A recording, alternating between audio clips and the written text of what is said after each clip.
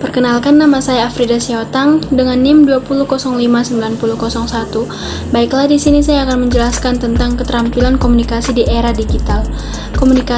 Komunikasi skill diperlukan untuk berbicara secara tepat dengan berbagai karakter orang sambil mempertahankan kontak mata yang baik, mendemonstrasikan beragam kosakata dan menyesuaikan bahasa kita dengan audiens, mendengarkan secara efektif, mengemukakan ide-ide dengan tepat, menulis dengan jelas dan ringkas, dan bekerja dengan baik dalam kelompok.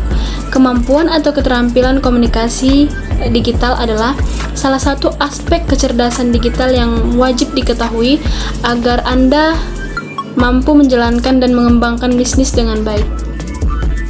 Adapun skill yang sangat kita butuhkan untuk dapat meningkatkan dan mengembangkan kemampuan komunikasi kita.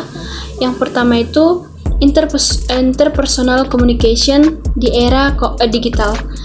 Keterampilan interpersonal ini adalah keterampilan yang kita gunakan ketika terlibat dalam komunikasi tatap muka dengan salah satu seorang atau komunikasi secara langsung.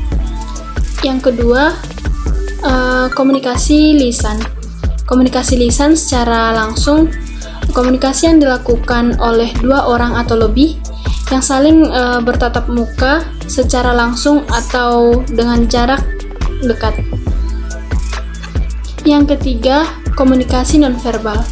Komunikasi lisan yang tidak langsung adalah komunikasi yang dilakukan dengan perantaran alat seperti telepon, handphone, video call, dan lain sebagainya. Yang keempat, listening atau mendengarkan.